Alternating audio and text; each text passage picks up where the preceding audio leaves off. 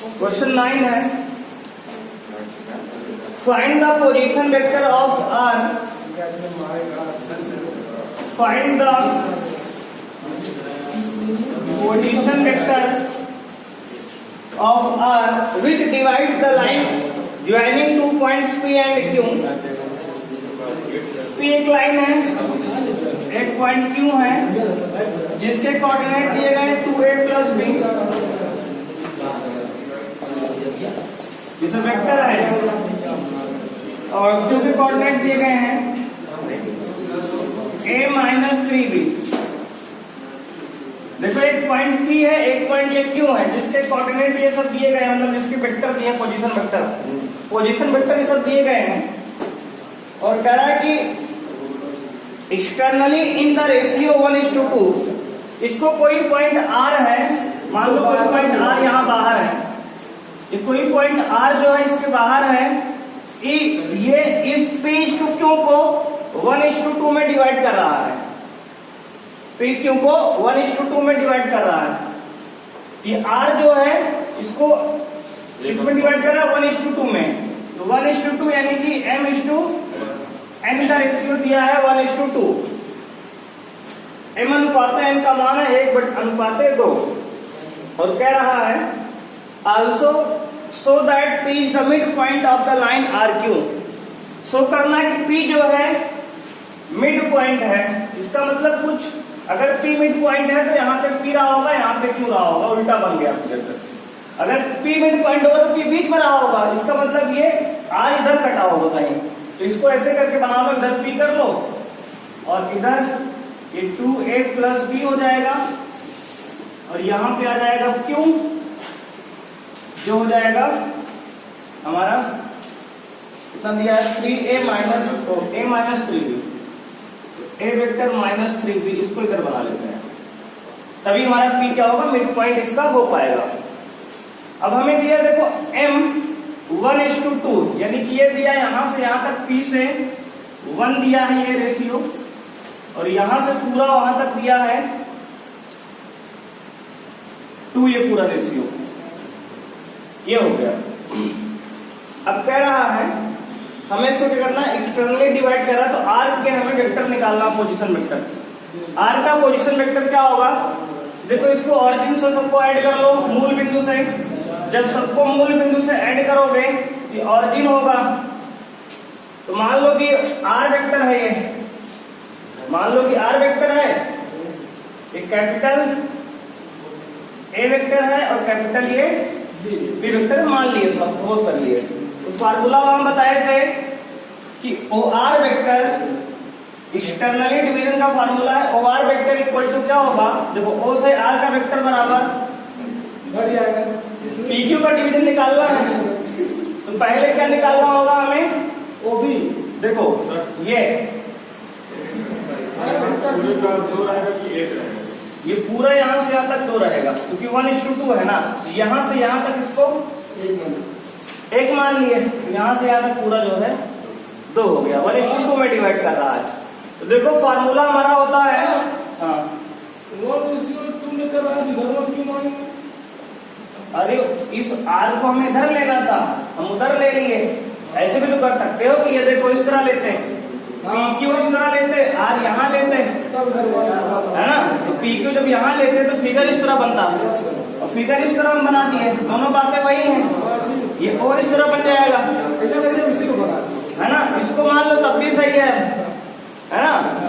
PQ को R ये divide कर रहा है, बस ऐसे भी तो बन सकता है ना, ये वेक्टर P बन जाएगा, ये वेक्टर A बन जाएगा, सब P मध्य बिंदु, वेक्टर R बन जाएगा, Q मध्य बिंदु, बीच में Q आ रहा है, मतलब P आ रहा है बिल्कुल, हाँ तो हाँ बीच में P आएगा, जैसे यहाँ P बीच में आया ऐसे यहाँ P बीच में आएगा, ये वेक्टर P बन गया, ये वेक्टर A बन गया, और ये वेक्टर बन गया R। तो इस तरह समझ लो, चाहे ऐसे समझ लो फिगर।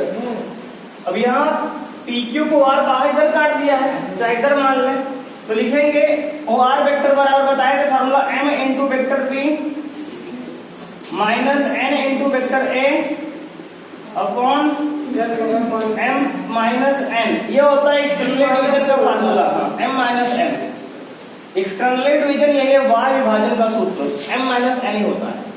अब क्या करेंगे, देखो तो हमने माना m मान लिया है 1 को, n मान लिया है 2 को, सॉल्व करेंगे तो OR वेक्टर, OR का पोजीशन वेक्टर कितना माने हैं, तो OR का तो हमें निकालना ही है, तो वेक्टर R इसको ले लिया हमने, तो R बराबर क्या होगा, m यानी कि 1 into vector b, vector b कितना है, वेक्टर b है q पोजीशन, q का पोजीशन है vector a minus 3 into vector b, minus n कितना है 2 into vector a, vector a है 2a plus b, 2a plus b, ये हो गया।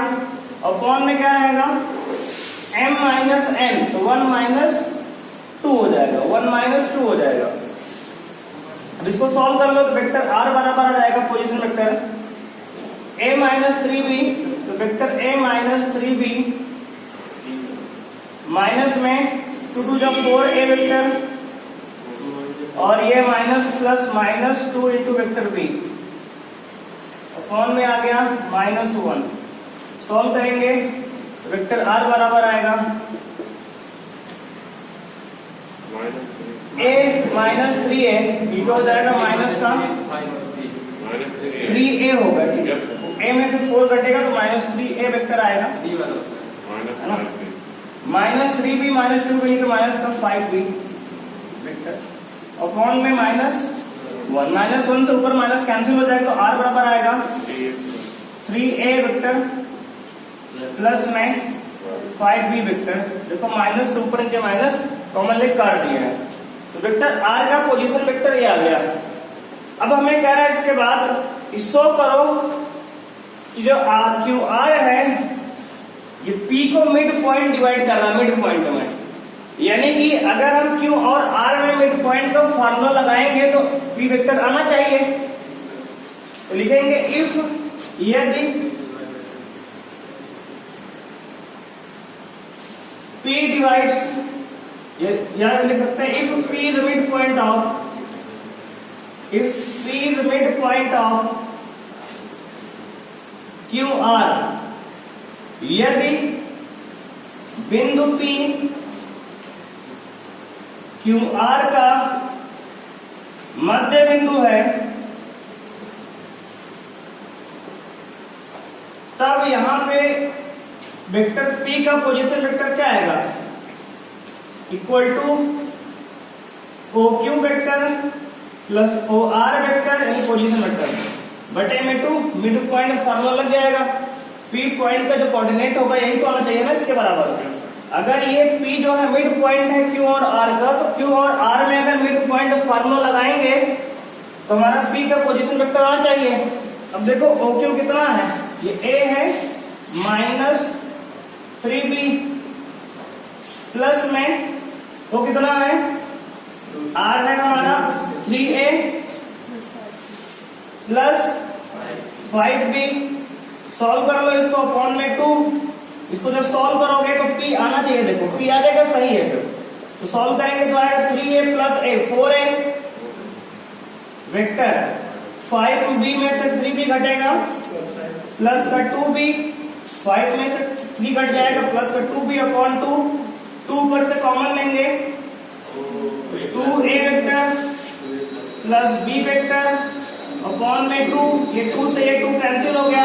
और ध्यान से देखो ये 2A vector plus B vector क्या आ गया, वेक्टर P आ गया। इसका मतलब ये हुआ ये बात सही हो गई, सिद्ध हो गई ना कि जो P है वो QR को मिड पॉइंट में डिवाइड कर रहा है।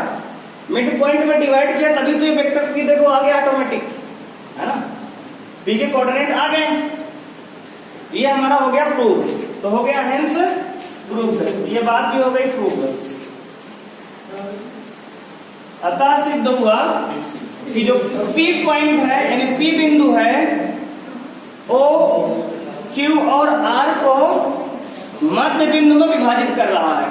ठीक है ना, नोट करो, आगे बढ़ते हैं।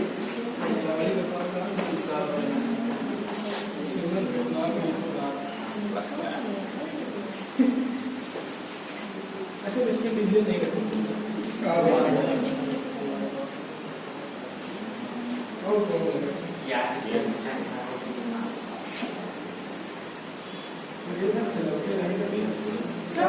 हाँ जी, 10वां है the two adjacent sides of parallelogram। देखो जी, एक समांतर चतुर्भुज है, सुनो, एक समांतर चतुर्भुज है जिसकी दो लगातार साइड संलग्न भुजा, लगातार साइड यानी दो संलग्न भुजा दी गई हैं। मान लो ये पैरेललोग्राम है, इसकी दो लगातार साइड दी गई हैं। एक दिया है इतना है 2i cap -4j cap plus 5k cap, ध्यान दो। तो दूसरा है i कैप -2j कैप, ध्यान दो, बोलो नहीं कि समझ में आएगा तभी, -3k कैप। ये दो एडजेसेंट साइड यानी लगातार भुजा दी गई हैं हमें। हाँ देखो, इसमें सामने पैरेललोग्राम में समांतर चतुर्भुज में सामने सामने की भुजा बराबर होती है। देखो, इसके सामने ही भुजा बराबर होगी, इसके सामने ये बराबर होगी। अब ये जो है वही ये होगी, तो यहाँ पे इसको यहाँ लिख सकते हैं, तो i -2j -3k, जो ये है वही वाली भुजा होगी, है ना। समांतर चतुर्भुज में सामने सामने की भुजा अपोजिट साइड से क्या होती हैं, इक्वल होती हैं। हमें कह रहा है कि एक यूनिट वेक्टर निकालो पैरेलल टू इट्स डायगोनल। तो पहले देखो इसका डायगोनल क्या होगा, तो ट्रायंगल रूल में हमने पढ़ा था कि अगर दो साइड किसी ट्रायंगल की सेम ऑर्डर में ली गई है तो उसका थर्ड साइड जो होगा उसका डायगोनल होगा ये। अगर ये A है और ये B है तो इसका डायगोनल R बराबर A प्लस B होगा। ये हमने वेक्टर रूल में ट्रायंगल रूल पढ़ाया था कि अगर किसी ट्रायंगल की दो साइड सेम ऑर्डर में ली गई हो तो उसका जो थर्ड साइड होगा उसका डायगोनल होगा और वही रिजल्टेंट होगा, परिणामी होगा इनका। तो इसको अगर हम दोनों को मिला दें यहाँ से, इसको इस तरह से डायगोनल बन जाएगा। अब ये मान लो वेक्टर A है और ये मान लो वेक्टर B है, तो इसका रिजल्टेंट R क्या होगा, vector A plus vector B होगा, और यही डायगोनल होगा, यही विकर्ण होगा। तो वेक्टर R बराबर क्या होगा, देखो 2i प्लस i मिलके 3i कैप जुड़ गया, -4j -2j -6j। वेक्टर से भी मान सकते हैं, हाँ खुद भी मान लो, रिजल्टेंट को परिणामी तो R से लिख दिया, बस सी मान लो मानना है। 5 के में से 3 ले जाए कितना आएगा, प्लस का 2k कैप आएगा। वेक्टर R बराबर आ गया 3i -6j प्लस 2k। ये है डायगोनल का वेक्टर, डायगोनल वेक्टर आ गया। अब हमें इसी डायगोनल की डायरेक्शन में एक यूनिट वेक्टर चाहिए, इकाई सदिश चाहिए। तो अब इसी R का क्या निकाल लो, मैग्नीट्यूड निकाल लो। तो क्या आएगा, रूट में 3 का स्क्वायर प्लस -6 का स्क्वायर प्लस 2 का स्क्वायर। सॉल्व करेंगे, 3 का स्क्वायर 9, 6 का स्क्वायर 36, 2 का स्क्वायर 4, जोड़े कितना आएगा 7 आएगा, 49 आएगा, रूट में 59, बाहर आएगा 7, है ना, बाहर आएगा 7। अब वेक्टर R कैप यानी कि unit vector in the direction of R, इस विकर्ण की डायरेक्शन में जो यूनिट वेक्टर है, हाँ, तो R कैप क्या होगा, ये R वेक्टर अपॉन इसका यूनिट वेक्टर, है ना, R वेक्टर अपॉन इसका यूनिट वेक्टर, इसका इकाई सदिश आएगा, है ना। R को मैग्नीट्यूड से भाग दे रहे हैं, अरे मैग्नीट्यूड से भाग दे रहे हैं, तो हो जाएगा ये 3i cap -6j cap plus 2k cap upon किससे भाग करेंगे, 7 से। तो सबके अपॉन 7 अलग अलग कर दो, तो 3/7i cap -6/7j cap plus 2/7k cap. एक आंसर तो ये आ गया, है ना, एक आंसर आ गया। ये कौन सा, मात्रक सदिश, यूनिट वेक्टर यानी मात्रक सदिश डायगोनली विकर्ण की दिशा में, इस विकर्ण की दिशा में एक मात्रक सदिश आ गया। अब हमें क्या करना है, इसका एरिया निकालना है। तो एरिया ऑफ पैरेललोग्राम बताए थे, क्या मिलता है? एरिया ऑफ पैरेललोग्राम होता है, एरिया ऑफ पैरेललोग्राम समांतर चतुर्भुज का क्षेत्रफल होता है vector A cross vector B का मैग्नीट्यूड। बताया था अगर कोई दो साइड लगातार हमें दी गई हो समान, तो उसका जो एरिया क्या होगा, ए क्रॉस बी का मैग्नीट्यूड ही एरिया होगा। पहले ए क्रॉस बी निकाल लेते हैं। तो ए क्रॉस बी कैसे निकलेगा, देखो A vector cross vector B, determinant में लगा दो आई जे के। देखो यहां लिख लो 2 -4 5 और यहाँ 1 -2 -3। अब जो है क्या करोगे, vector A cross vector B हो जाएगा। आई लोगे जब यहाँ पे तो ये कैंसिल होगा, ये कैंसिल होगा, 4 3 12 माइनस माइनस प्लस 12 हो गया, 5 दूनी 10 होगा, लेकिन माइनस फार्मूले का होता है, माइनस यहाँ भी है तो प्लस का 10 हो जाएगा। माइनस जे लेंगे तो ये कैंसिल होगा, ये कैंसिल होगा, 2 PI माइनस का 6 5 1 माइनस का 5 माइनस फार्मूले का है। के लेंगे तो ये कटेगा, ये कटेगा, 2 दूना माइनस का 4, के लेंगे तो 4, देखो के लेंगे तो ये कटेगा, ये कटेगा, लेकिन -4 होगा ना, ये कटेगा -4 होगा, ये -4, ये माइनस फार्मूले का और माइनस कहाँ, ये माइनस फार्मूले का 4 और माइनस यहाँ भी है तो प्लस का 4, ये वाला 0 हो जाएगा पूरा पार्ट, है ना। -4 + 4 तो खत्म हो गया। देखो 12 10 22, 22 आई कैप माइनस यहां से निकलेगा, माइनस यहां से प्लस 6 5 11 जे कैप। ध्यान दो एक क्रॉस भी आ गया, 22 I cap plus 11 J cap. Calculation check कर लो एक बार। तो उसके बाद क्या करेंगे, vector A cross vector B का मैग्नीट्यूड निकालेंगे। मैग्नीट्यूड क्या है, रूट में 22 का स्क्वायर प्लस 11 का स्क्वायर, तो 22 का स्क्वायर होगा 484 प्लस 11 का स्क्वायर 121, जोड़ देंगे 4 1 5 8 2 10 4 1 5 1 6 605 है ना। ठीक है, एक बार चेक कर लो कितना आएगा, 605 आ गया। 605 को निकालो स्क्वायर रूट तो आएगा 11√5 आएगा क्या, वो चेक कर लो, सही है ना। 11√5 आ गया, इतना 11√5 स्क्वायर यूनिट, बिल्कुल सही है, ठीक है ना। तो 11√5 स्क्वायर यूनिट, अरे 11 × 25 करोगे 605 हो जाएगा। 11 में 25 में 21 क्या है, एडमिन जगह जगह बनाया 11 नंबर क्वेश्चन है, so that the direction cosines of the vector equally inclined to the axis OY, OX and OZ are 1/√3 1/√3 1/√3। कह रहे कोई वेक्टर जो है, मान लो कोई वेक्टर देखो 3D में है, ये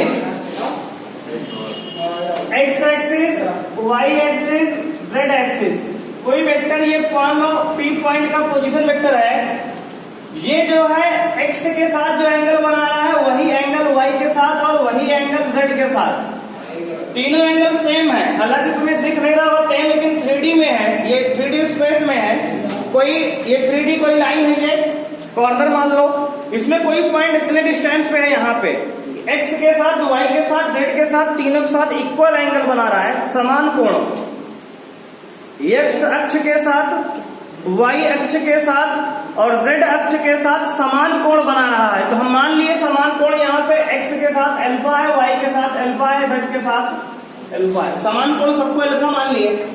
और हम लोग फार्मूला जानते हैं कि डायरेक्शन कोसाइन का फार्मूला डीसी का बताए थे, cos square alpha plus cos square beta plus cos square gamma बराबर 1 होता है। डायरेक्शन कोसाइन के स्क्वायर का सम 1 होता है। तो यहाँ अल्फा बीटा गामा सबका मान अल्फा दिया है, यानी कि अल्फा बराबर तो अल्फा ही है, बीटा का मान भी अल्फा है, गामा का मान भी अल्फा है। ये हो जाएगा cos square alpha plus cos square alpha plus cos square alpha बराबर 1, है ना। बीटा भी अल्फा है, गामा भी अल्फा है, तीनों एंगल का बराबर है, तीनों एंगल बराबर है। तो हो जाएगा 3 कॉस स्क्वायर अल्फा बराबर 1। तो यहां से कॉस स्क्वायर अल्फा बराबर 1/3। तो कॉस अल्फा बराबर प्लस माइनस 1/√3 वैसे तो होगा सही। तो आंसर में देखो प्लस 1/√3 दिया है, लेकिन आंसर दोनों सही है, प्लस माइनस 1/√3, क्योंकि दो एंगल बनता है ना। एक मान लो इधर से बनाएगा ये वाला अल्फा, तो एक इधर से भी तो घूम के बनाएगा पूरा, है ना। तो 180 माइनस अल्फा एक होगा, एक अल्फा होगा। तो आएगा यहाँ पे कॉस अल्फा की वैल्यू क्या गई देखो कॉस अल्फा आ गया प्लस माइनस 1/√3। तो क्योंकि alpha equal to beta equal to gamma है ना, इसलिए हो जाएगा सब क्या प्लस माइनस 1/√3। तो किताब में आंसर केवल ये दिया है प्लस में 1/√3 ये x के साथ डायरेक्शन कोसाइन y का और z का, लेकिन हमारा ये माइनस 1/√3 के आंसर होगा, माइनस 1/√3 और माइनस 1/√3 ये भी सही है। प्लस 1/√3 सही है, माइनस 1/√3 भी सही है। इसको कंबाइन करके ऐसे लिख देंगे, ऐसे ही देगा। किसी किताब में ऐसे दिया शायद, हम देखे थे कहीं पिछली बार शायद देखे थे ऐसे दिया था। लिख लो दोनों आंसर सही है, ठीक है। हमें डायरेक्शन कोसाइन मैंने उसका गुणांक चाहिए था, वैल्यू 1/√3 आई है ना, उसकी वैल्यू लिख रहे हैं। मतलब ये अल्फा एंगल ये है, तो अगर 180 माइनस अल्फा करेंगे तो ये एंगल आएगा, है ना, ये वाला एंगल, क्योंकि दो एंगल बनेगा ना, कि अल्फा बनेगा तो 180 माइनस अल्फा बनेगा, दो एंगल बनेगा। हाँ उल्टा घुमाएंगे तो एंटी क्लॉकवाइज।